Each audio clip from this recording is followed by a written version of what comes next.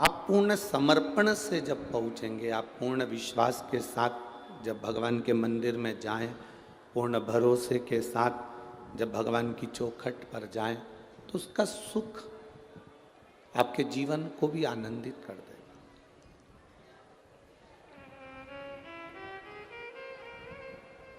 हम विश्वास के प्रति दृढ़ नहीं हो पाते।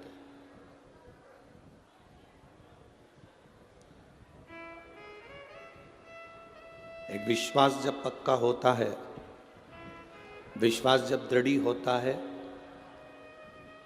तब हमें भगवान के मंदिर जाने की जरूरत नहीं पड़ती। जब हमारा विश्वास पक्का हो जाता है, भरोसा पक्का हो जाता है, तो हम मंदिर नहीं जाते। मंदिर के डॉक्टर हनुमान हो चाहे भोलेनाथ जी हो, वो हमारे घर तक आते हैं हमको देखने के। अगर विश्वास पक्का है तो, भरोसा पक्का है तो, दृढ़ है तो।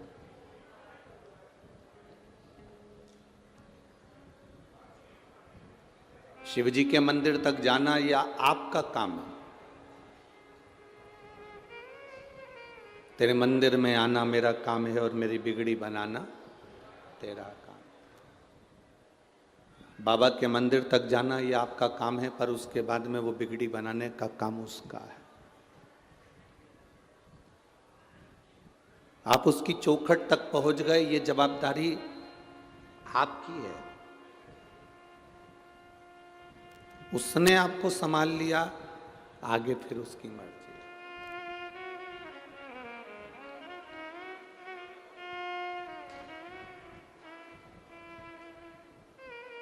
एक बेटी का विवाह करते हैं, एक बेटी की शादी करते हैं, तो माँ बाप बेटी को विदा करने के बाद लड़के के साथ बेटी को भेज देते हैं, बेटी की शादी कर देते हैं, बेटी चली जाती है। अब बेटी को अगर कोई कष्ट है, बेटी को अगर कोई दुख है, तो माता पिता सास ससुर को नहीं कहते, माता पिता ननंद नंदोई को नहीं कहते, देवर जेठ को नहीं कहते। माता पिता अगर कहते हैं बेटी को अगर दुख है, बेटी को अगर कष्ट है, तो माता पिता कहते हैं तो केवल जमाई को कहते हैं कि मैंने बेटी तेरे साथ भी आई थी।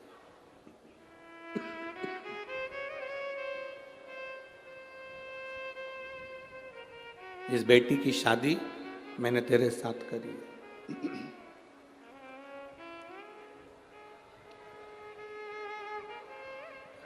अब जमाई का फर्ज हो गया कि बेटी को निभाना है। अब ये बेटी का फर्ज है कि जमाई को निभाना है।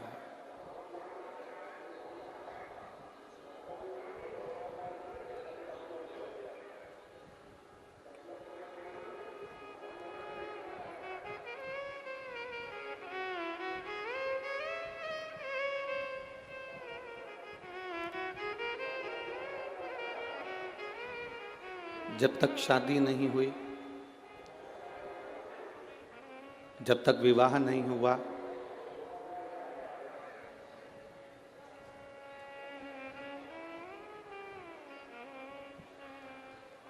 जब तक शादी नहीं हुई, जब तक विवाह नहीं हुआ, तब तक माता पिता की जवाबदारी है। पर शादी होने के बाद, विवाह होने के बाद जवाबदारी फिर पति की है।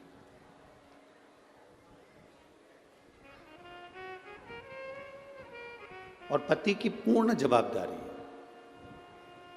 जब तक आप मंदिर तक नहीं आए, जब तक आप भगवान के दरवाजे तक नहीं गए, जब तक आप एक लोटा जल लेकर भगवान के चौखट तक नहीं पहुंचे, तब तक जवाबदारी आपकी है। और जब आप देव अधिदेव महादेव की चौखट तक पहुंच गए, भगवान के मंदिर तक पहुंच गए, एक लोटा जल लेकर शिव के द्वार तक पहुंच गए, फिर जवाबदारी उस भोलेनाथ की है, ददरुआ धाम सरकार की है। फिर जवाबदारी उनकी है।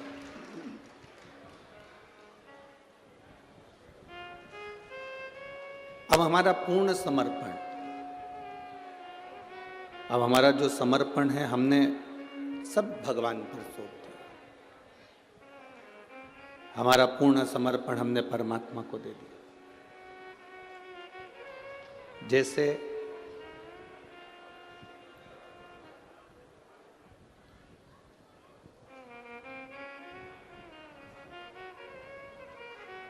माता पार्वती जी ने अपनी संपूर्ण जीवन का जो भाग दौड़ थी वो भोलेनाथ जी को प्रदान कर दी।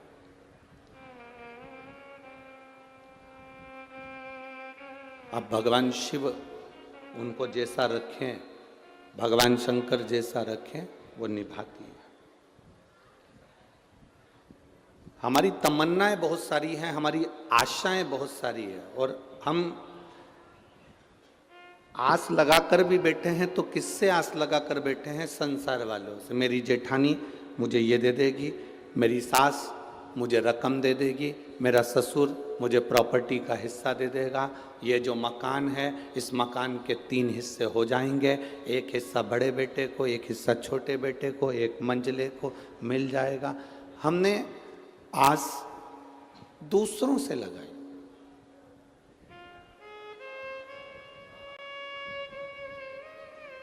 कभी आस लगाना छोड़ दो कि मेरे ससुर की प्रॉपर्टी का हिस्सा मुझे मिले।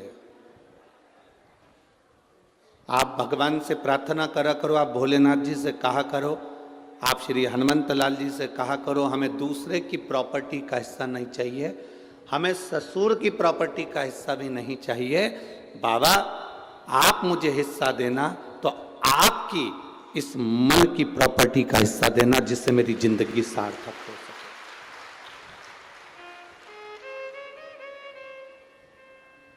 मान लो ससुर ने, सास ने आपको थोड़ा बहुत ज्यादा दे भी दिया, और मालूम पड़े वो बेटा तुम्हारा ऐसा ही निकल गया, मालूम पड़े कहीं डब्बे में लगा दिया, कहीं जुए में लगा दिया, मदिरापान में लगा दिया, वेश्यावृत्ति में लगा दिया, कहीं गलत जगह लगा दिया, तो वो तुम्हारा जो मिला हुआ धन है वो तो बर्बाद हो गया। भगवान से कहा करो कि मेरे भाग्य का मुझे मिले, मुझे दूसरे के भाग्य का चाहिए ही नहीं। यदि भाग्य में होगा तो मिलेगा जरूर।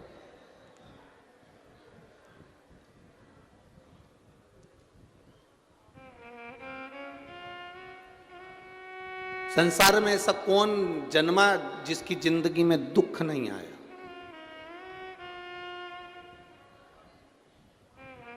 करोड़पति के घर में भी पैदा हो जाते तो दुख जिंदगी में पीछा नहीं छोड़ता। मेरे राम जी महाराज का प्रागट्य राजा दशरथ जी के यहां हुआ था, और स्वयं भगवान थे राम। उसके बाद भी 14 वर्ष वन में घूमना पड़ा। भगवान कृष्ण का प्रागट्य भी, स्वयं भगवान कृष्ण द्वारका के राजा थे, इसके बाद भी उनकी जिंदगी में दुख तकलीफ कष्ट आता रहा। उनके जीवन में दुख आता रहा, उनकी जिंदगी में कष्ट आता रहा। चाहे रामकृष्ण परमहंस जी हों, स्वामी विवेकानंद जी हों, चैतन्य महाप्रभु जी हों,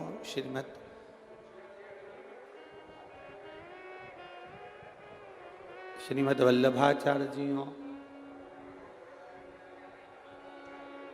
साउंड कहाँ से चल रहा है?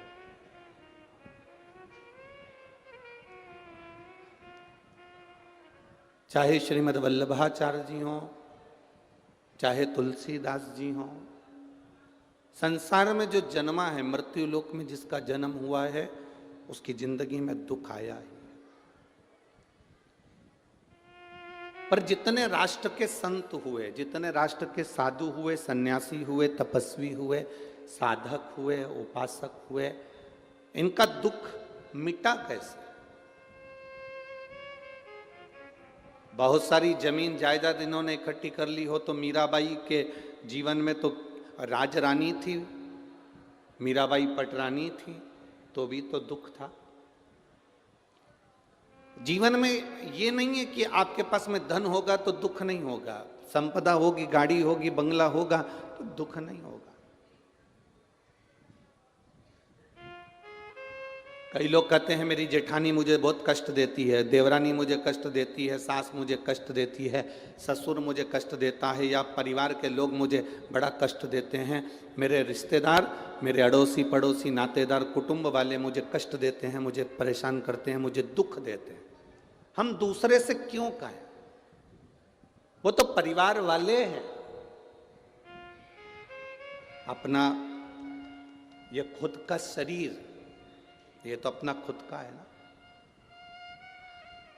जब हमारा खुद का शरीर हमको कष्ट देता है, कभी घुटना दुखता है, कभी कमर दुखती है, कभी सिर दुखता है, कभी आंखें दुखती हैं, कभी कान दुखता है, कभी कोहनी दुखती है, कभी पेट दुखता है। जब स्वयं का शरीर हमें दुख दे रहा है, स्वयं का शरीर हमें कष्ट दे रहा है, तो यह अंदाजा लगा कर रखो कि दुनिया वालों से यह आस छोड़ दो कि कोई तुमको सुख देगा। जब शरीर सुख नहीं दे रहा तो दुनिया क्या खाक सुख देगा?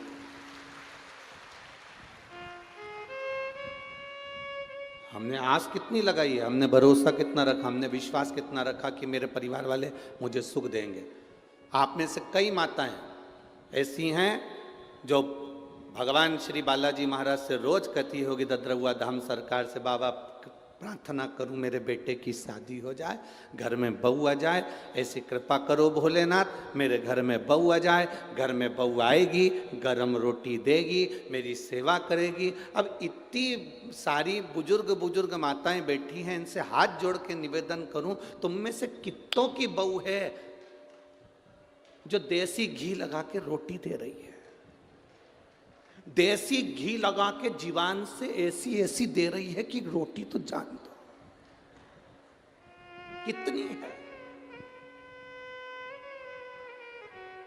हे भगवान, बहू को छोरा छोरी हो जाए, मैं दादी बन जाऊं, दादी भी बन गई, अब प्रार्थना कर रही है बस पोते की शादी हो जाए, पोता बहू आ जाए, मैं पड़दादी बन जाऊं, पड़दादी बन जाऊंगी तो सोने की सीढ़ी पे चढ़ जाऊंगी। मंदिर की 4 सीढ़ी चढ़ते नहीं बन रही। वो पवन पंडित जी से, आचार्य जी से रोज कह रही कि महाराज जी मेरे को नीचे का कमरा दे दो, महाराज जी मुझे नीचे का कमरा दे दो, महाराज जी मुझे नीचे का कमरा दे दो।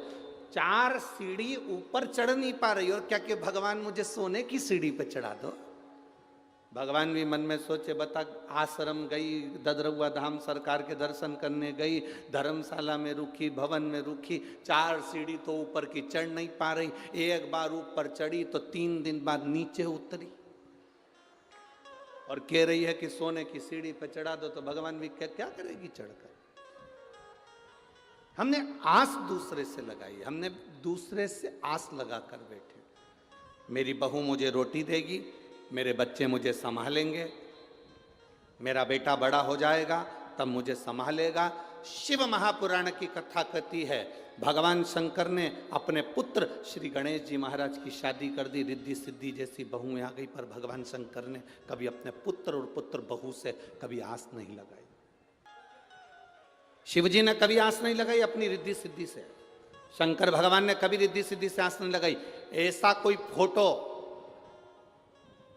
तुम्हें अगर कहीं से मिल जाए तो हमको भी भेज देना, जिस फोटो में रिद्धि सिद्धि शंकर भगवान को रोटी खिला रही हो, भोजन करा रही हो, शंकर भगवान को पकवान बनाकर खिला रही हो। अब ये तो बहू है ना, तो इनका तो फोटो होना था, पर आज तक एक पुराण में, किसी शास्त्र में, किसी वेद में कहीं वर्णन नहीं आया कि रिद्धि सिद्धि ने भोजन बनाया और शंकर जी को भोग लगाया, शंकर जी ससुर हैं उनके, कि ससुर जी को भोजन कराया। क्यों? क्योंकि शंकर भगवान को अपनी बहुओं से आस नहीं है, शंकर भगवान खुद पर भरोसा रखते हैं, विश्वास रखते हैं, इसलिए आस नहीं लगाते। मेरी बहू आएगी मुझे रोटी देगी, मेरी बहू आएगी घर संभालेगी, मेरा बेटा दुकान संभालेगा, मेरा बेटा ये करेगा। हम क्यों आस लगा कर बैठे हैं? आप खुद के अंदर वो बल उत्पन्न करो, भगवान से प्रार्थना करना कि भगवान ऐसी कृपा करना कि मुझे पलंग पर कभी मत पटकना, मैं चलती फिरती अपना काम करती रहूं, तेरा भजन करती रहूं, तेरे दरवाजे पर आकर एक लोटा जल चढ़ाती रहूं और अंत में तेरे धाम चली जाऊं। तुम आस लगा कर बैठी हो मेरे बुढ़ापे में मेरी बहू मुझे पानी देगी, मेरे बुढ़ापे में मेरे परिवार वाले मुझे ये देंगे। तुम दुनिया से आस लगा कर बैठे हो। आस दुनिया से नहीं लगाना। शिव पुराण कहती है आस केवल एक जगह होना चाहिए, वो आस मेरे परमात्मा से होना चाहिए, बाकी के कहीं। आशा एक राम जी से दूजी आशा तोड़ दे, और नाता एक श्याम जी से दूजा। साधु संगे राम रंग, अंग अंग रंगिए, जाई विधि राखे श्याम। जैसा भगवान राखे वैसा रहो। आस नहीं लगाना मेरा परिवार मेरे को देगा, मेरा परिवार मुझे संभाल लेगा, मेरा परिवार ये कर लेगा। अंत घड़ी में मृत्यु के समय पर जब व्यक्ति की समय की घड़ी पल बेकार हो जाता है, जब वो पड़ा रहता है वेंटिलेटर पर, तब परिवार वाले केवल देखने के लिए आते हैं, दवाई दे सकते हैं, पैसा लगा सकते हैं, आपका इलाज करवा सकते हैं, हॉस्पिटल ले जा सकते हैं, पर अंत समय में अगर कोई संभालने वाला होगा तो जो तुमने लोटा भर के जल महादेव को चढ़ाया है वो शंकर तुम्हें अंत समय में आकर संभाल। और अंत समय प्रभु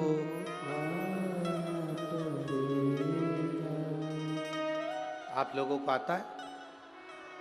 जरा जम के बोलो, अंत समय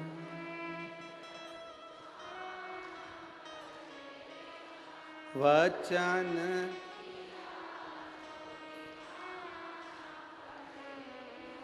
आए ना आए कुटुंब, अंत समय प्रभु आना पड़ेगा, वचन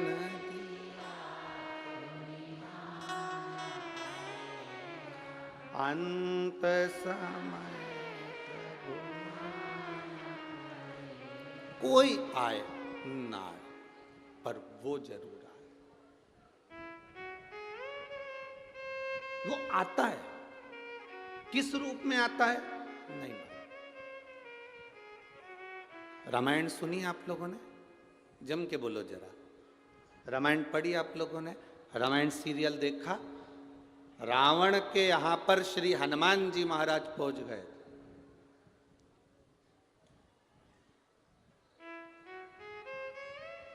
और रावण को हनुमान जी ज्ञान दे रहे थे, सुन रावण, सब छोड़ दे, प्रभु राम की शरण ले। रावण कहने लगा, बंदर होकर मुझे ज्ञान देता,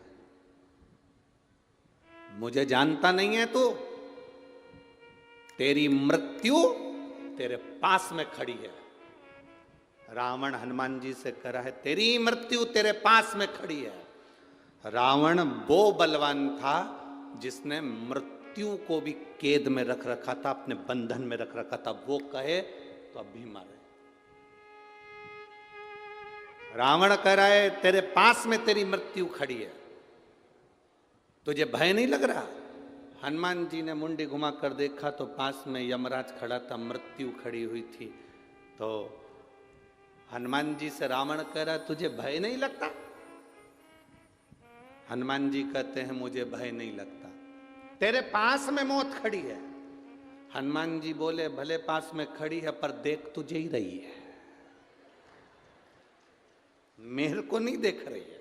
खड़ी है पास में पर देख तुझे रही है। तो जानता नहीं है ये मृत्यु तेरे को अब भी निपटा दे। हनुमान जी ने कहा, रावण फालतू की बात मत कर, मेरे पास में मृत्यु खड़ी है, मेरी पड़ोसन है, और मेरे पास खड़े होकर मृत्यु कह रही है, कब निपटाना है इसको? ये सामने जो सिंहासन पर बैठा है रावण, इसको निपटाना कब है? अभी निपटाऊं कि बाद में? हनुमान जी कहने लगे, वो तो मैं राम जी को कहकर आया था, जामंत को कहकर आया था, कुछ भी आड़ा टेढ़ा करके नहीं आऊंगा, नहीं तो मेरे जिस चरित्र को रामचरितमानस में बाचा गया है उसका नाम है सुंदर, जम के बोलो जरा, सुंदर कांड। तो हनुमान जी बोले मैं 2 मिनट में कांड करूंगा और चले जाऊंगा, 2 मिनट लगेगा, इससे ज्यादा नहीं लगेगा। पर मैं यहाँ केवल आया हूं, तुझे समझा रहा हूं, तू समझ जा, समझ गया तो तेरी जिंदगी सार्थक, नहीं समझे तो बात दूसरी। तो अगर नहीं समझा तो तेरे ऊपर निर्भर, और मैं तो समझाने का काम है मेरा, मैं जो तुझे समझा रहा हूं वो तू समझ जा, तू समझ।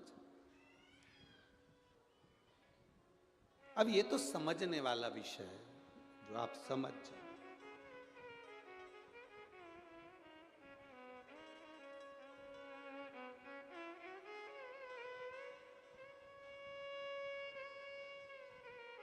और जो एक बार संत से, साधु से, गुरुजन से, ब्राह्मण जन से, तपस्वी जन से, माता पिता से जो एक बार समझ जाता है, वो जिंदगी में फिर कभी उलझता नहीं है, वो सुलझ कर चलता है।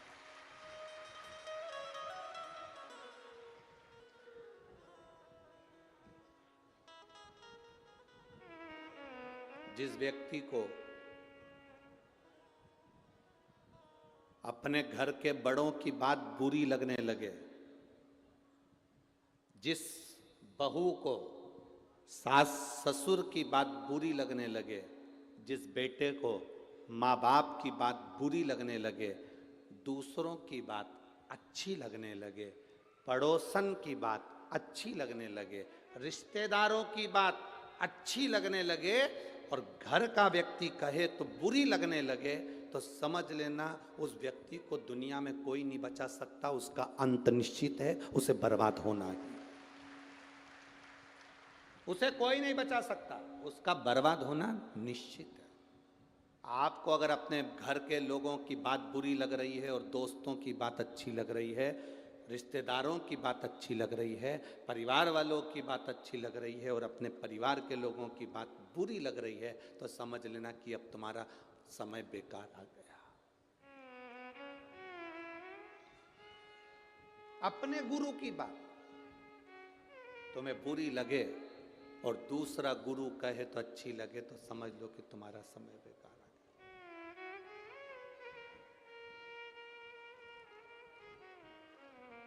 कभी किसी से ऐसी आस मत लगा के बैठो कि जिस आस से हमको तकलीफ, जिस आस से हमको तकलीफ, हम क्यों लगाएं? हनुमान जी को क्या कहते हैं? शंकर। ये शिव महापुराण जो हो रही है ददरुआ धाम सरकार के इस पवित्र प्रांगण के अंदर, श्री हनुमंत लाल जी के इस पवित्र मंदिर प्रांगण के अंदर जो ये शिव पुराण की कथा हो रही है, इसका नाम है शंकर सुमन शिव महा। शंकर सुमन, हनुमान जी को शंकर सुमन भी कहा गया। सुमन की मतलब क्या होता है? लोग उसे पुष्प भी कहते हैं। शिव का एक स्वरूप भी कहते हैं, शंकर का पुत्र भी कह देते हैं, शिव का एक प्रतिबिंब भी कह देते हैं।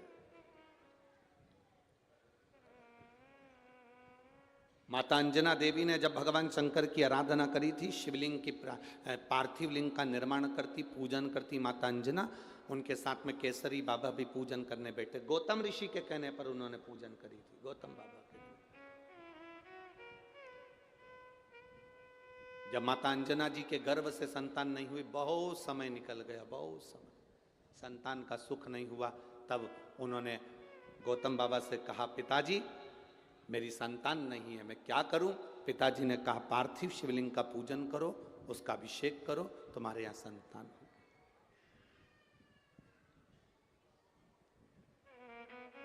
पार्थिव शिवलिंग की जो पूजन है, ये जीव को फल देती ही है।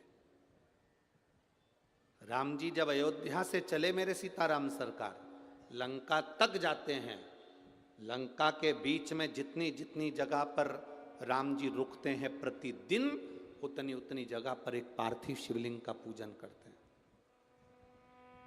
हम आपसे प्रार्थना करेंगे कभी जिंदगी में मौका मिले, आप वृंदावन की यात्रा करने जाते हैं, आप गोवर्धन परिक्रमा करने जाते हैं, आप पंढरपुर जाते हैं, आप द्वारका जाते हैं, आप जगन्नाथ जाते हैं, एक बार राम पथ गमन पर भी जाकर देखिए। भारत सरकार द्वारा राम पथ गमन बनाया गया है। अयोध्या से लंका तक के बीच में रामेश्वर तक ये राम पथ गमन बना है।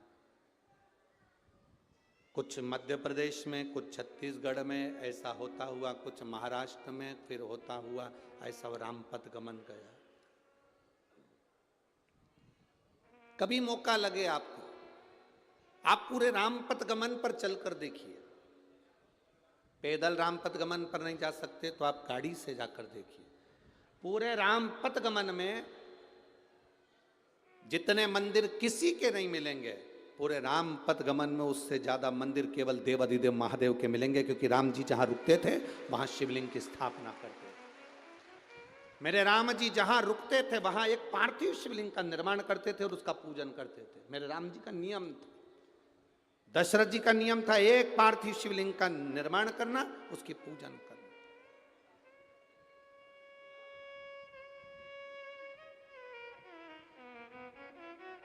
जनक जी का नियम था, एक पार्थिव शिवलिंग का निर्माण करना, उसकी पूजन करना। हम आपसे कहेंगे, इस ददरउआ धाम की पवित्र भूमि से आपसे निवेदन करेंगे, जिंदगी में जब दुख की घड़ी बहुत घेर रही हो, तब एक पार्थिव शिवलिंग का निर्माण आपको भी कर कर उसकी पूजन करना चाहिए। आप कहीं मिट्टी लेने नहीं जा सकते, अपने गमले में, जो गमला तुम्हारे घर के अंदर उसमें जो मिट्टी हो उसी को ऊंचा उठाकर उसी के ऊपर जल चढ़ाकर उसी की पूजन कर कर उसी का विसर्जन कर दो और बाबा से प्रार्थना कर दो, बाबा मेरे दुख की ये घड़ी है, इसको तू संभाल लेना, तू जान लेना। ये उसके ऊपर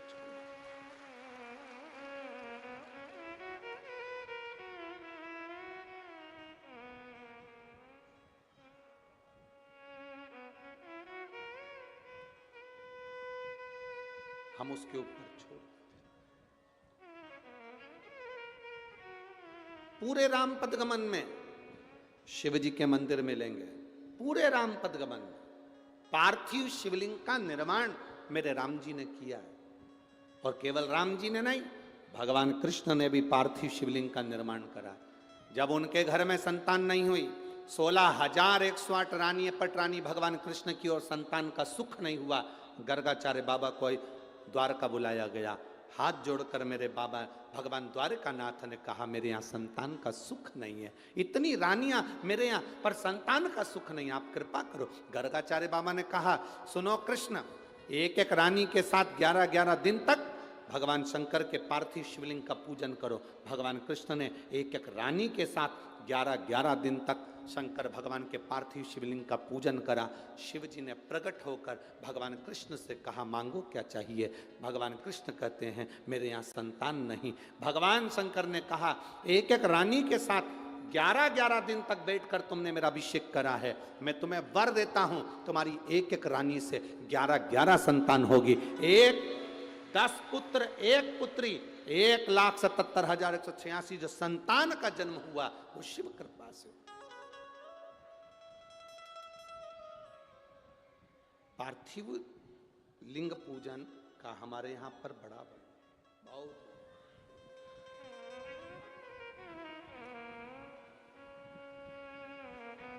आप में से कितने लोग हैं जो शंकर जी के मंदिर में 1 लोटा जल चढ़ाने रोज जाते? जरा सवई हो, हाँ धर लो वापिस धर लो, भगवान भला करे, कृपा करे। जाना चाहिए, सारी समस्या का हल बोल बम का नारा है। इतना धीमो बोलोगे तो कल्याण तुम्हारा है। अच्छे से बोलो, बोल बम का नारा है, बोल ददरउआ धाम सरकार की। शिव तत्व की प्राप्ति का सुख होना चाहिए। और जितना आप भगवान की शरणागति का सुख हम आपका विश्वास इतना दृढ़ होना चाहिए कि आप उस दृढ़ता पर टिके रहें। महाराज जी ददरहुआ धाम सरकार, महाराज जी को तो शायद ज्ञात नहीं होगा इस चीज का, पर मैं आपको निवेदन करना चाहूँगा महाराज जी, उज्जैन में मिलना हुआ था। उज्जैन वाले महाराज भी यहाँ पर बैठे हुए हैं। उज्जैन में जहाँ अपन, हाँ पीछे आपके बैठे हुए, और वहाँ पर हमारा जाना हुआ। महाराज जी ने कितना बड़ा फोटो था, अच्छा बहुत बड़ा फोटो श्री डॉक्टर हनुमान जी का, वो हमको दिया। अब आप देखिए कृपा क्या होती है महादेव की, और कृपा क्या होती है बालाजी सरकार की। देखिए अब बड़ा सारा फोटो दे दिया। हमारे एक यजमान है मांगलिया के मंत्री परिवार, उनका ड्राइवर। हमारे जो कई लोग पूछते हैं गुरुजी ये भक्त लोग संतों के लिए, गुरुओं के लिए अपनी गाड़ियाँ क्यों लगा देते? जब कोई उत्सव होता है, फंक्शन होता है, तो जो सेठ होते हैं ना, जैसे महाराज जी के भी बहुत शिष्य हैं, ऐसे शिष्य उन क्या कहते हैं, गुरुजी आपके कार्यक्रम है, हमारी गाड़ी लगेगी, संतों को लाना ले जाना, किसी को जाना आने के लिए हम अपनी गाड़ी लगा देते। किसी ने पूछा सेठ लोग गुरुओं के आगे, ऐसे हमारे भी कई भक्त लोग हैं, जैसे देवास वाला वरुण है, मंत्री परिवार, ऐसे वो जब भी कोई बड़ा आयोजन होता है तो अपनी अपनी गाड़ियां भेज देते हैं, ड्राइवर भेज देते हैं। तो किसी ने पूछा ये ड्राइवर गाड़ी क्यों भेजते हैं? हमने कहा वो गाड़ी इसलिए भेजते हैं क्योंकि उनकी जिंदगी की गाड़ी अच्छी चलती रहे, इसलिए भक्त जो होता है ना अपने गुरु के दरवाजे पर गाड़ी ले जाके खड़ी कर देते हैं। 5 दिन का कार्यक्रम है गुरुजी, हमारी गाड़ियां यहाँ लगी रहेगी, आज ड्राइवर रहेगा, हमारा डीजल डला रहेगा, आपके भक्त आराम से जाए आए, सेवा लगे, आपकी ये गाड़ी चलती रहेगी तो हमारी जिंदगी की गाड़ी भी चलती। तो मांगलिया के, इंदौर के पास मांगलिया है, मांगलिया के मंत्री परिवार का ड्राइवर सेवा में लगा हुआ था। उज्जैन की कथा थी, स्वामी जी के यहाँ पर जाना हुआ। अब हमारा 5-7 दिन की कथा पूरी हो गई, हमारा जाने का समय।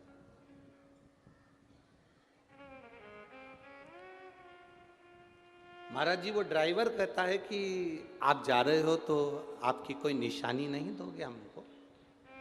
तो सारा सामान पैक हो गया था, अब कुछ बचा हो देने के लिए, तो हम तो जाते समय शॉल भी नहीं ओढ़े थे कि शॉल दे दे। अब बागा तो वो पहन नहीं सकता, नहीं तो ये उतार के दे।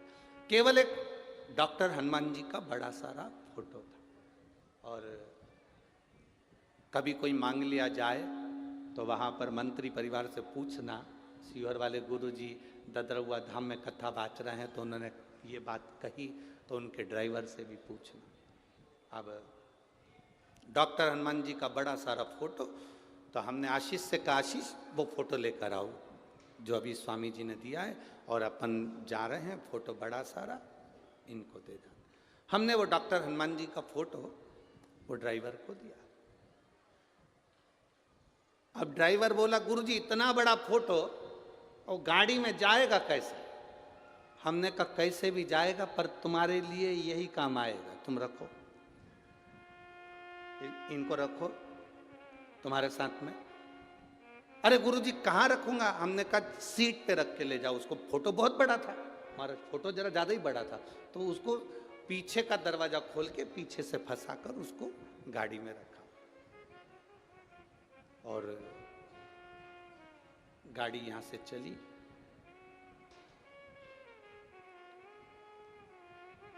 मांगलिया पहुंचने वाली थी, उसके पहले उस व्यक्ति को अटैक आ गया गाड़ी चलाते चलाते। महाराज आप पूछना अगर आपके कोई परिचित मांगलिया में, तो उसको अटैक आ गया। अटैक इतना भयंकर था कि ब्रेन हेमरेज हो गया, शरीर की नसें बंद हो गई, लकवा जैसा हो गया। वो गाड़ी पेड़ के पास में जाकर खड़ी हो गई, रुक गई।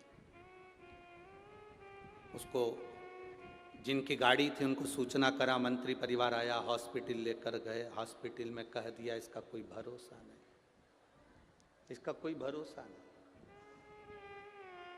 महाराज जी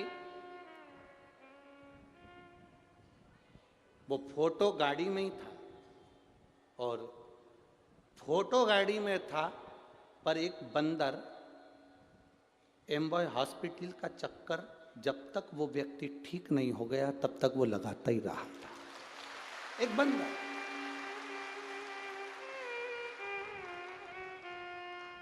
जब वो व्यक्ति की सांस वापिस आई और सब हाथ पैर काम करना ठीक चालू हुआ तो हमने उनसे, उसने फोन पर बात करी और कहा गुरुजी आप मुझे कुछ सामान देते या पैसा देते आखिरी में तो वो काम नहीं करता, परंतु आपने जो डॉक्टर हनुमान जी का फोटो दिया था वो काम कर गया। विश्वास दृढ़ होना चाहिए। हमारा भरोसा टूट जाता है, हम कह देते हैं अरे क्यों चिंता करते हो, क्या होगा क्या होगा। उस पर भरोसा तो रखो जिसके बल पर आए हो। शंकर सुमन कैसरी नंदन, शिव का एक अंश स्वरूप है श्री हनुमंत लाल, श्री हनुमान जी महाराज। शंकर का एक स्वरूप है हनुमान जी महाराज, शिव का एक स्वरूप, प्रतिबिंब। ये तो दुनिया के लोग हैं जो देवताओं में भेद कर लेते हैं कि राम जी अलग हैं, कृष्ण अलग हैं, हनुमान जी अलग हैं, शिव जी अलग हैं, देवी जी अलग है, देवता जी अलग हैं। ना ना ना ना, शिव पुराण कहती है सब एक में है, सब एक।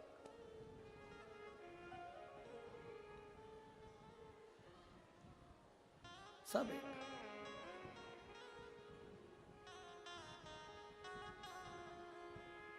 आज सवेरे सवेरे हम जब सुबह उठे 5:30 बजे, 5 बजे के करीब में, हमारा बहुत अच्छा, वो तो महाराज जी ने व्यवस्था कर दी कि पर्दा लगा दिया है, तो हम नीचे उतर नहीं सकते क्योंकि हमारा मन भी करे कि मॉर्निंग वॉक में घूमने जाएं तो तुम हमारे को कोई घूमने दोगे?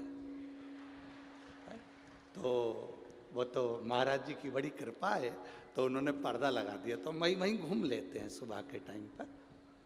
तो माताएं आपस में बात कर रही थी, अरे जिज्जी, अरे ओ, अब उनकी भाषा में जो बोल रही हो, तो अच्छी बड़ी बड़ी लोंग थी उनकी और बड़ी बात। अब वो कपड़ा उस पर डाल रही थी सुखाते सुखाते, तो वो बात करते करते बोली गई, एक बात तो बता, जा सियोर वाला महाराज के, हाँ सियोर वाला महाराज के वे, के नहीं के वे, कि लोटा भर के जल महादेव के चढ़ाओ, सारा देवता उनके मिल जाए। तो ऐसा कहीं होए? ऐसा कहीं होए? तो अब मैं कहूं जिज्जी, अरे यो भिंड की जिज्जी, हाँ। अब सियोर वाला महाराज के कि जल चढ़ाओ, सारा देवता उनके मिल जाए, तो माली जो होता है ना पेड़ में पानी देने वाला, पत्ते को अलग से पानी देता है क्या? जम के तो बोलो जरा। डाली को अलग से पानी देता है क्या? फल को अलग से पानी देता है क्या? नहीं, जड़ में पानी डालता है, पत्ती, डाली और फल सब में पहुंच जाता है। अब तुम्हारे भिंड में ऐसा होता हो, अलग अलग पत्ती को पानी देना है, डाली को पानी देना हो, और मालूम पड़े फल को पानी देना। पर शिव महापुराण की कथा कहती है, तुझ में रब दिखता है यारा में क्या करूं, एक में सब दिखता है यारा में क्या करूं। एक में सब समान, एक में सब है। हम जड़ में पानी दे रहे हैं तो पत्ते में भी पहुंचा है, हमने जड़ में पानी दिया तो वो फल में भी पहुंचा। हमने महादेव को पानी दिया शिव जी को जल चढ़ाया तो वो 33 कोटि देवी देवताओं को अपने आप पहुंच जाता है। शिव को चढ़ाओ। अड़भंगा है मेरा महादेव, शिव अड़भंगा है। अड़भंग लोग कहते हैं, तो माता अंजना देवी ने जो शिवलिंग की, पार्थिव शिवलिंग की पूजन करी और पार्थिव शिवलिंग का पूजन कर कर उन्होंने मांगा, भोलेनाथ जी से प्रार्थना करी। बाबा देवादिदेव महादेव सामने प्रकट हुए, मांगो तुम्हें क्या चाहिए। मेरे 3 वर हैं, अंजना माता कर रही, मेरे 3 वर। पहला वर, मुझे आपके समान पुत्र चाहिए। शिव जी ने कहा, मेरे समान कहां ढूंढने जाऊंगा, मैं ही तेरे घर में आ जाऊंगा। कहां ढूंढने? शंकर भगवान बोले, मैं कहां मेरे समान ढूंढने जाऊंगा, मैं खुद तेरे यहां आऊंगा। कहां ढूंढने?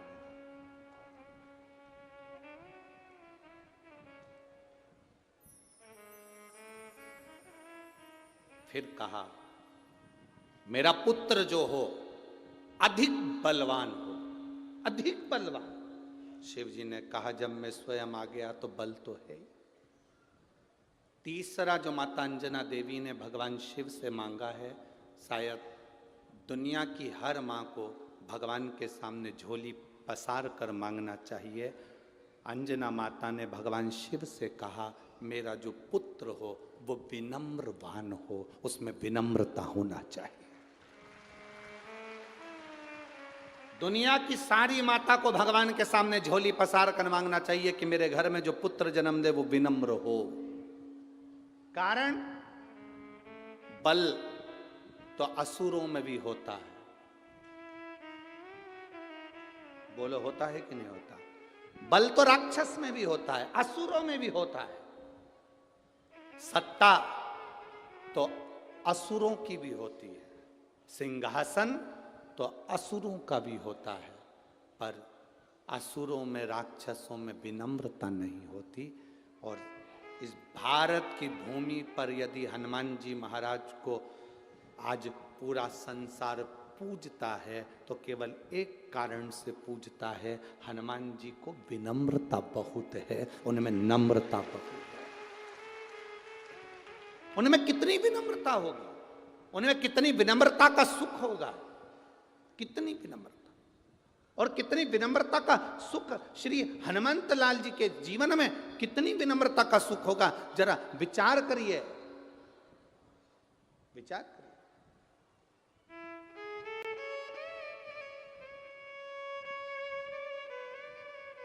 अब किसी ने कहा हनुमान जी में विनम्रता कहां दिखी, तो हम कहते हैं जिस समय पर सीता जी का पता लगाने के लिए जा रहे थे, जब माँ जानकी जी का पता लगाने चले तो हनुमान जी को क्या कहते हैं, अष्ट सिद्धि नव निधि के असबर दीन और राम रसायन तुम्हारे पासा सदा।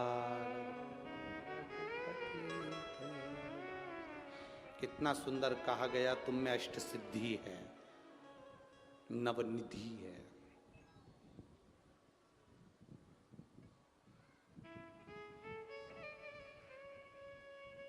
कितनी, जम के बोलिए जरा, अष्ट सिद्धि नवनिधि कितने हो गए दोनों मिला के? बोलो बोलो, जम के बोलो जरा। 17।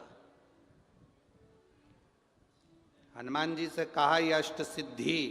माता जानकी से जब मिलने गए थे तो माता जानकी ने हनुमान जी को कहा था, मैं तुम्हें क्या वर दूं, अष्ट सिद्धि देती हूं, नौ निधि देती हूं। सीता जी कह रही हैं मैं तुम्हें अष्ट सिद्धि देती हूं, नौ निधि देती हूं। हनुमान जी ने कहा ये 17 लफड़े मेरी जिंदगी में मत पाड़ो। कितने लफड़े? 17।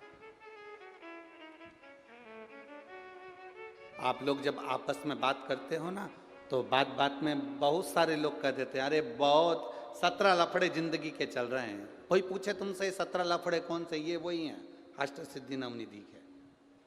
ये 17 लफड़े जिंदगी में चलते ही रहते हैं। नहीं चाहिए। विनम्रता देखिए श्री हनुमान जी महाराज की। उनको शंकर सुमन क्यों कहते हैं? माता अंजना ने मांगा, मां अंजना देवी ने कहा कि मेरे को वर देना, मेरा बेटा जो हो वो विनम्र हो। शंकर जी कहते हैं विनम्रता किस लिए? तो अंजना माता कहती हैं बलवान व्यक्ति, वीर व्यक्ति, सिंहासन पर बैठने वाला व्यक्ति, राजसी ठाट में रहने वाला व्यक्ति एक दिन मरकर चला जाता है। मरकर चले गया तो 2 साल, 4 साल, 6 साल, 8 साल उसको लोग पूजते हैं, उसके बाद कोई नहीं पूछता। पर कोई विनम्र व्यक्ति है अगर चला जाता है तो मरने के बाद भी पूजाता रहता है, उसकी विनम्रता के। हनुमान जी को शंकर सुमन कहा गया क्योंकि विनम्रता का लक्षण श्री हनुमंत लाल जी के पास विनम्रता। कितनी विनम्रता, जरा देखिए हनुमान जी की विनम्रता। शंकर सुमन क्यों कहते हैं हनुमान जी को? उनकी विनम्रता देखिए। जब सीता जी का पता लगाने जा रहे हैं तो अष्ट सिद्धि नवनिधि के दाता श्री हनुमान जी महाराज बूढ़े जामवंत से कह रहे हैं कि आप मुझे आज्ञा दीजिए कि मैं क्या करूंगा लंका में जाकर, क्या करना है मुझे, कैसे जाना है मुझे, क्या करना है मुझे। इतना बुद्धिवान श्री हनुमंत लाल और बूढ़े जामवंत से पूछ रहे हैं कि मैं क्या करूंगा वहां जाकर। मतलब उनकी बहुत विवेकी जो व्यक्ति होता है, जिसमें बहुत बुद्धि होती है, वो हमेशा झुक कर चलता है, छोटा बनकर चलता है। इसलिए हनुमान जी महाराज विनम्र बन गए। आप बताओ मुझे करना क्या है? जो बहुत विनम्रवान व्यक्ति होगा, जिसमें विनम्रता होगी, वो कभी अपना बखान नहीं करता। विनम्र व्यक्ति कभी अपना बखान नहीं करता। आप में से कोई व्यक्ति अगर लंका चले गया होता सीता जी का पता लगाने, तो 25 बार माइक लेके चिल्ला चिल्ला के बोलता, मेरे को पहचानते हो, मैं लंका गया था सीता का पता करने।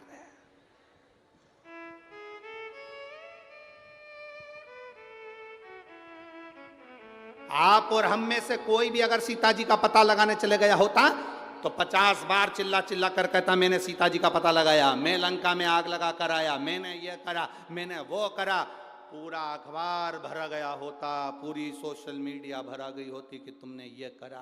पर हनुमान जी ने, जब राम जी ने पूछा हनुमान से, हनुमान सीता का पता तूने लगाया? हनुमान जी बोले नहीं प्रभु मैंने नहीं लगाया। जामवंत पास में खड़े थे, उनने कहा इसी ने लगाया। राम जी ने पूछा हनुमान पता तूने लगाया?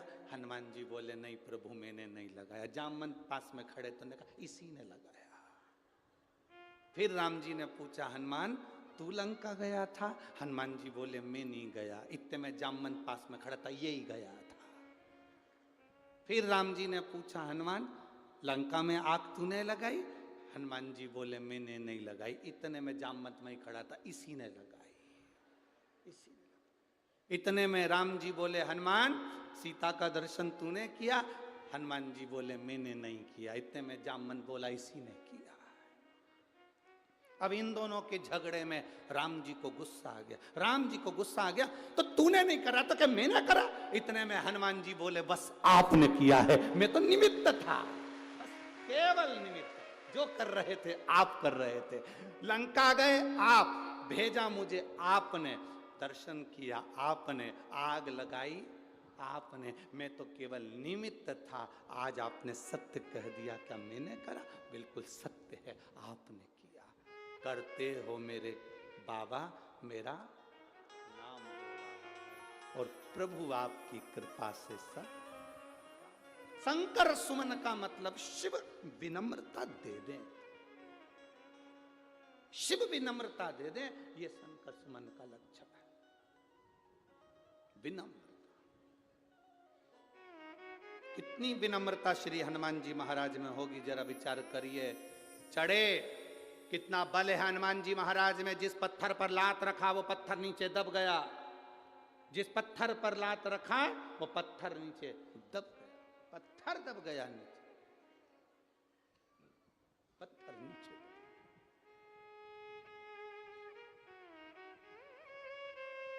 चले, बीच में मिल गई सुरसा, मैं तुझे खाऊंगी। हनुमान जी बोले देख मेरे पास में टाइम नहीं है री। ए सुरसा, तू कह रही मुझे खाएगी, पर मेरे पास भी तो टाइम होना चाहिए। एक काम करना, मैं जब घूम फिर के आ जाऊं तब खा लेना। सुरसा बोले मेरे पास भी टाइम नहीं, मैं तो अब भी खाऊं, मैं तुझे अभी खाऊंगी। हनुमान जी बोले मैं जरा लंका होकर आ जाऊं तब खा लेना। नहीं ना ना ना मेरे पास। हनुमान जी बोले देख मेरे को बहुत सारी फाइल निपटाना है, बहुत सारा काम पड़ा है, लंका तक जाना है, फालतू के लफड़े मत कर। सुरसा तेरे हाथ जोड़ो, मुझे जाने दे। सुरसा के नहीं बिना खाए तो नहीं जान दूंगी। तो हनुमान जी बोले अब खा ही ले, तू ले खा। मुंह फैला, उसने मुख को फैलाया। 1 योजन का मुख मतलब 8 मील 1 योजन में होता है। 8 मील 1 योजन का मुख फैला लिया हनुमान जी। 1 योजन का जैसे ही हनुमान जी ने अपना स्वरूप बनाया, सुरसा ने 2 योजन मुख फैलाया। हनुमान जी 2 योजन के हुए तो सुरसा ने फिर योजन बढ़ाते बढ़ाते वो 4 योजन का मुख बनाया। हनुमान जी 8 हो गए, 8 बढ़ाते 16 हो गए, 16 से 32 हो गए, 32 पे सुरसा 64 योजन का मुख फैलाती। हनुमान जी छोटे होकर मुंह में से प्रवेश कर कर बाहर खड़े हो गए और खड़े होकर सीताराम सीताराम सीताराम करने लगे। सुरसा बोली क्यों रे, मुंह में नहीं गया? हनुमान जी के घूम फिर के वापिस आ गया।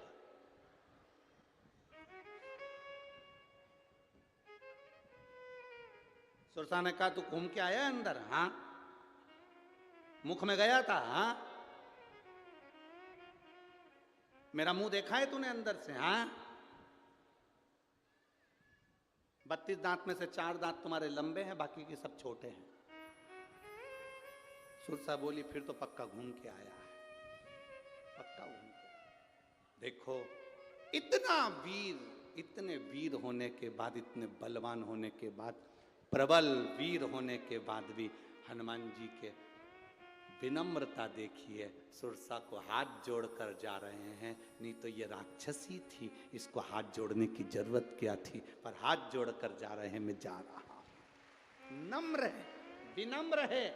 बल हो तुम में, कुर्सी हो तुम्हारे पास, सत्ता हो, कहीं के भी तुम कोई भी अध्यक्ष हो, उपाध्यक्ष हो, चाहे किसी पद पर बैठे हो, चाहे कुर्सी हो, चाहे पद हो, प्रतिष्ठा हो तुम्हारे पास में, कितनी भी डिग्रियां तुम्हारे पास में हो, चाहे तुम किसी भी पद पर विराजमान हो, कोई भी डिग्री, चाहे डॉक्टर की हो, चाहे तुम्हारे पास में इंजीनियर की डिग्री हो, चाहे सीए की डिग्री हो, तुम कितनी भी डिग्रियां तुम्हारे पास में रख लीजिए, अगर विनम्रता की डिग्री तुम्हारे पास में नहीं है तो तुम किसी काम के नहीं हो। विनम्रता की डिग्री होना चाहिए। विनम्रता होगी तो बात है ना।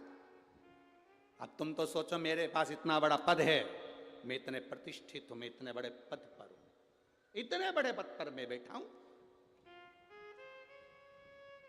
हमने अभी अभी कथा हुई थी धूलिया की और नासिक की। तो नासिक की कथा में एक बात कही थी, व्यक्ति जितना जितना ऊपर बढ़ते जाता है उसकी 2-3 चीज़ें चली जाती है। एक मुंह की हंसी चली जाती है, एक उसका भोजन चले जाता है, और एक उसके हाथ की ताली चली जाती है। क्योंकि ज़्यादा बहुत उच्च लेवल का जो व्यक्ति होता है, बहुत बड़ा ऑफिसर हो, बहुत बड़े पद पर हो, बहुत बड़ी कुर्सी पर बैठा हो, बहुत बड़े कुर्सी उसको मिली हो, बहुत बड़ा जगह का मिनिस्टर हो, और उसकी 3 चीज़ें चली गई। एक बहुत बड़े व्यक्ति की हंसी चली गई, एक ताली चली गई, एक भोजन चले गया। बड़ा व्यक्ति जब भी कहीं बेचारा खाने जाता है, खा ही नहीं पाता। भूख लग भी रही तो इतना सा उठाएगा बिस्कुट का टुकड़ा, क्योंकि उसको दिखाना पड़ता है कि हम वीआईपी हैं।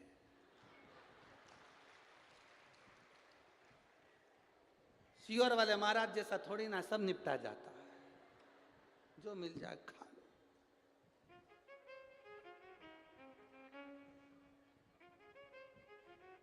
जो मिल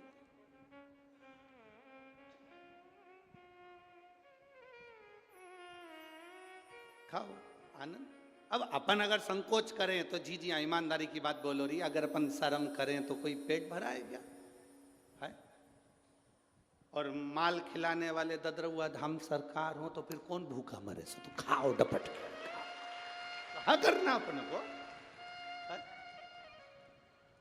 अब पहला ये ददरुआ धाम सरकार का पहला ऐसा मंदिर और आश्रम देखा जिसमें माइक पे चिल्ला चिल्ला के बोलते हैं, सुबह का बाल भोग बन गया है, तैयार हो गया है, खाओ जाओ।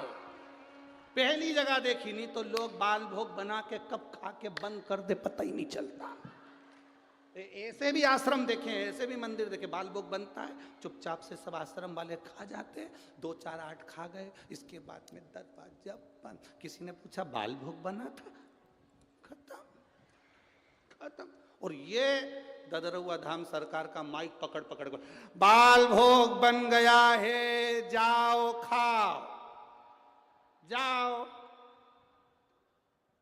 जाओ जाओ, तुम मत जाओ, बैठ जाओ, पीछे वाले अभी बैठो, अभी थोड़ी ना बना है, वो तो सुबह बन के निकल गया, अब जाओ।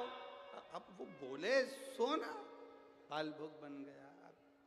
कहीं कहीं ऐसा होता है जहाँ चिल्ला चिल्ला कर कहा जाता है बाबा का प्रसाद है, पाओ, अपनी जिंदगी का सुख और आनंद, अपनी मस्ती में रहिए, आनंद में रहिए। ज्यादा वीआईपी बनकर नहीं जाना, गुरु के दरवाजे पर, भगवान के दरवाजे पर वीआईपी बनकर मत जाना, नहीं तो गुरु जी कुछ देंगे और तुम नी मेरे को रहने दो, नी मेरे को रहने दो, नी मेरे को रहने दो। गुरु जी के पास जाओ तो इतना बड़ा पशु करके गो, गुरु जी डाल दो,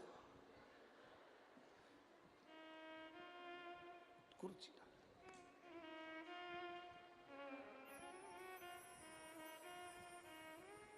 3 चीजें बड़े लोगों की चली जाती है। एक, उसका भोजन चले गया, शादी में भी जाता है वीआईपी आदमी तो 500 का लिफाफा देकर आता है, कुछ नहीं खा के आता है, कुछ। अपन तो 200 का देकर आते हैं और 4 जनी का खा के आते हैं। काहे आप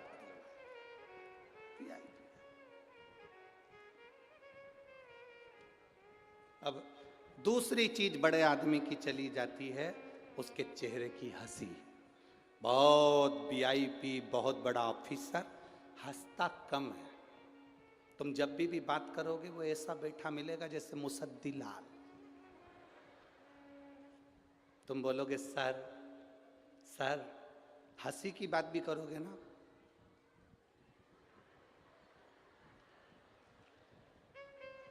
ऐसा लगता है भगवान ने इसको अजीब और गरीब तरीके से पैदा कर दिया। हंसता ही नहीं, स्माइल देता ही नहीं है। जब तो वो हरिद्वार में बैठे हुए रामदेव बाबा सुबेरे सुबेरे योगा में तुमको हंसाने का प्रयास कर, हंसो, फिर लोग सुबेरे सुबेरे मॉर्निंग वॉक क्योंकि हंसना जरूरी है, हंसते ही नहीं। बड़ा व्यक्ति के चेहरे से हंसी चली गई। कई कई बड़े बड़े घर की जो वीआईपी पति की पत्नियां होती वो भी नहीं हंसती, बेचारी ऐसी है। अच्छा, ये इसलिए नहीं हंसती क्योंकि ज्यादा तेज हंस देंगी तो लिपस्टिक दांत में चिपक जाए, अब ज्यादा हंस भी नहीं सकती, तो वो बेचारी बिल्कुल सावधानी से हंसती, सावधानी।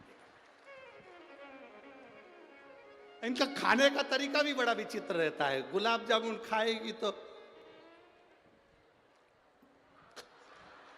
वो गुलाब जामुन में लिपस्टिक ना चिपक जाए, हे भोलेनाथ, और चिपके सो तो काम मतलब। हमें तो कई बार आश्चर्य होता है जब फिर भगवान की कथा याद आ जाती है, जस जस सुरसा खाओ। इतने वीआईपी मत बन जाना, इतने बड़े मत बन जाना कि तुम्हारी हंसी चली जाए, इतने बड़े मत बन जाना कि तुम्हारी भूख चली जाए, भोजन ना कर पाओ, और इतने बड़े मत बन जाना कि अपनी खुशी में आप एंजॉय ना कर सकें, अलमस्त होकर जी ना सके। अलमस्त होकर जियो। संसार सागर में जन्म मिला है, मनुष्य की देह मिली है, इसमें इतनी प्रसन्नता से जिंदगी जीना कि ये जीवन वापिस नहीं मिलने वाला, फिर नहीं मिलेगा, फिर नहीं मिलने वाला। कहाँ प्राप्त? अरे तेरे भरोसे मेरी गाड़ी, तू जाने तेरा काम जाने। अरे तेरे भरोसे मेरी गाड़ी, तू जाने तेरा काम जाने, तू जाने तेरा काम जाने, तू जाने तेरा काम जाने, तू जाने तेरा काम जाने, तू जाने तेरा काम जाने, तू जाने तेरा काम जाने, तू जाने तेरा काम जाने, तू जाने तेरा काम जाने, तू जाने तेरा काम जाने। अरे तेरे भरोसे मेरी गाड़ी, तू जाने तेरा काम जाने, हो तेरे भरोसे मेरी गाड़ी, तू जाने तेरा काम जाने। जय हो राधे।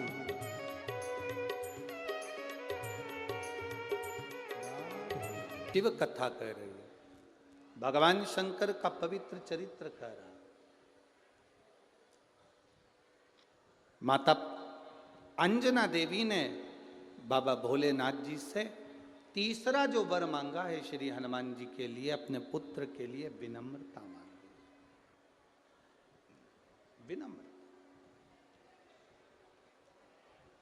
धन भले हो आपके पास में, सत्ता भले हो आपके पास में, वैभव भले हो आपके पास में, पर विनम्रता का लक्षण होना चाहिए। विनम्रता का लक्षण।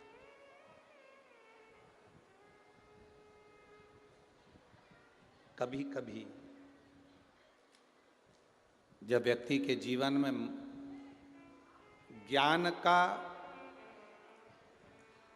अभिमान आ जाता है, प्रतिष्ठा का अभिमान आ जाता है, तो व्यक्ति फिर नष्ट हो जाता है। शिव महापुराण में कथा आती है श्री ब्रह्मदेव की। ब्रह्मा जी ने एक बार भगवान विष्णु से पूछ लिया था तुम्हारे पिता कौन है, तो भगवान विष्णु ने अपने ब्रह्मदेव से कह दिया था मेरे पिता देवाधिदेव महादेव, वो मेरे पिता हैं। अब ब्रह्मा जी को बड़ा आश्चर्य हुआ कि नारायण की नाभि से मैं प्रकट हुआ हूं और नारायण के पिता देवाधिदेव महादेव है।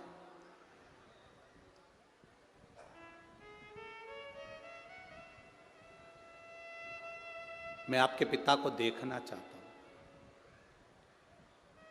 मैं आपके पिता का दर्शन करना चाहता हूं। ठीक है, करो। एक बड़े से पर्वत को ब्रह्मा जी और भगवान विष्णु ने घुमाना प्रारंभ करा। उस पर्वत को जब घर्षण करना, घुमाना प्रारंभ करा, तो घुमाते घुमाते घुमाते घुमाते उस पर्वत को जब घुमाया गया, उसमें से अग्नि का एक खंभ प्रकट हो गया। अग्नि का खंभ प्रकट हुआ तो एक लिंग की आकृति भगवान शंकर का एक प्रतिबिंब शिवलिंग प्रकट हो गया। एक शिवलिंग प्रकट हो गया।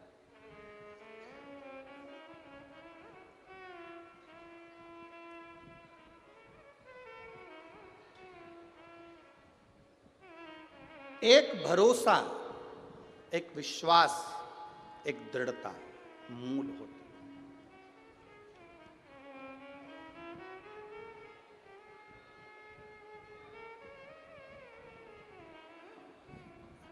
कितना भरोसा होगा, कितना विश्वास होगा, उस भरोसे के बल पर व्यक्ति की जीत होती है। महाराज जी 17 दिन से उत्तराखंड की भूमि में सुरंग में लोग फंसे हुए थे। सुरंग के अंदर 17 दिन से लोग फंसे हुए थे। मैं भारत सरकार को और उत्तराखंड की धामी जी की सरकार को धन्यवाद देता हूँ।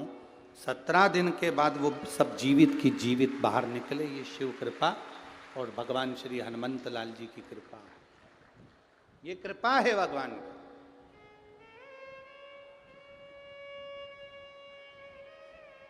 मैं धन्यवाद देता हूं भारत की इस पवित्र भूमि पर विराजमान भारत सरकार को चलाने वाले सभी अधिकारियों को और उत्तराखंड की सरकार को भी धन्यवाद देता हूँ, धामी जी आपकी पूरी सरकार को, कि वो सुरंग में से 17 दिन के फंसे हुए लोगों को बाहर निकाल लिया गया। ये शिव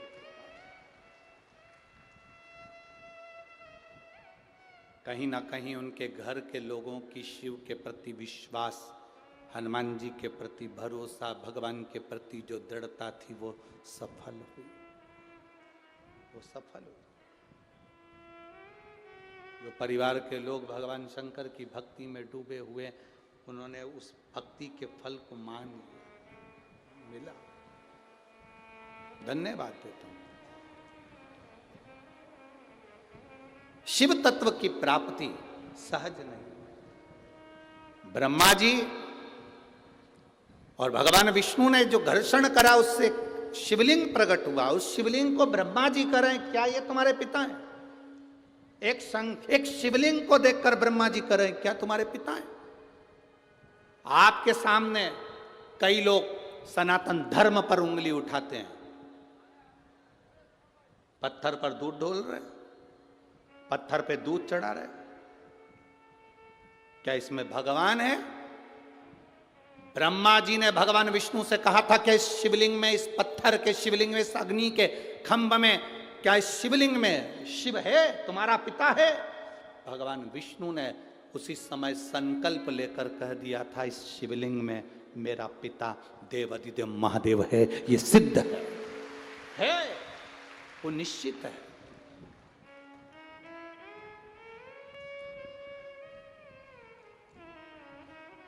बस सब में भगवान समाया है, कंकर कंकर में शंकर समाया है। नेत्र चाहिए उस परमात्मा को देखने के। नेत्र हैं आपके पास में तो आप देख सकते हो, नेत्र नहीं तो कुछ नहीं।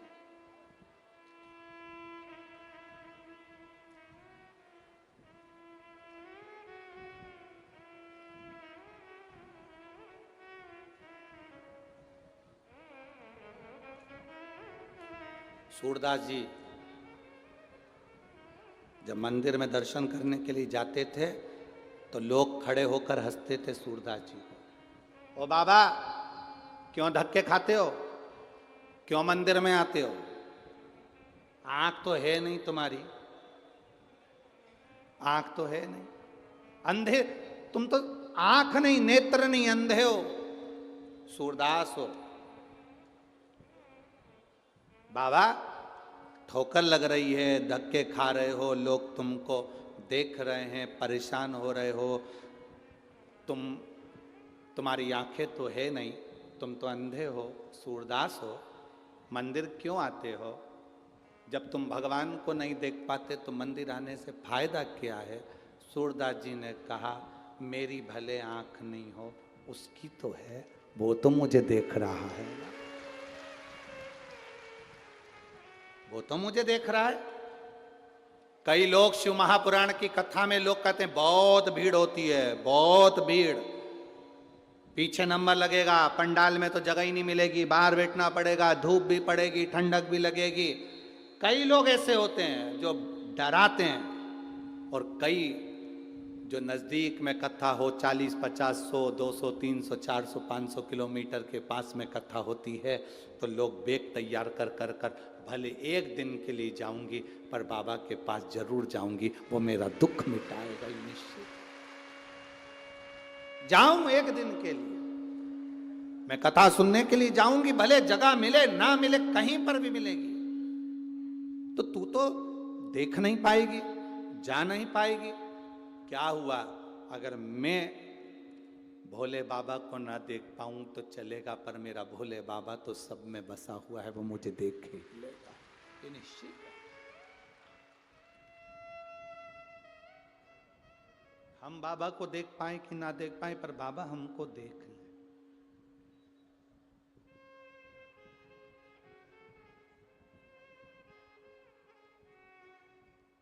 ददरहुआ धाम सरकार के मंदिर में जब दर्शन करने के लिए जाओ, 4 घंटे तक खड़े रहने से कोई मतलब नहीं है।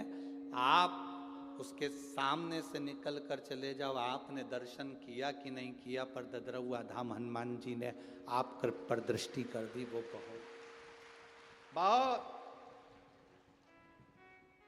वहां धक्के नहीं मारना, वहां कूचना नहीं, वहां किसी को दबाना नहीं, वहां किसी को कष्ट देना नहीं। आप मंदिर की चौखट के सामने पहुंच गए, बाबा का दर्शन हुआ कि नहीं हुआ उसकी निगाह में आप आ गए, बस बहुत है। हम तो यहाँ तक कहेंगे, आप ददरुआ धाम सरकार की इस पवित्र भूमि पर कहीं पर भी आ गए, उसकी कृपा तुम पर जरूर होगी, ये निश्चित है। तुम पहुंच गए, तुम आ गए, बस बहुत है। पंडाल के आसपास में कहीं पहुंच गए, ये उसकी कृपा है। आपने फिर आरती करी, कर्पूर गौरम हुआ, भूमि की रज को अपने शरीर से लगाकर बाबा को प्रणाम कर कर चल दी है, उसका सुख आपके जीवन में है, उसका सुख। खाली ना जाता कोई दर से तुम्हारे, खाली ना जाता कोई दर से तुम्हारे, मैं भी खड़ा हूँ नन्ही बाहें पसारे, अपने हृदय से लगा लो, लगा लो, गिरा जा रहा हूँ, उठा लो, उठा भोले अपने दर से, अब तो न टालो, गिरी जा रही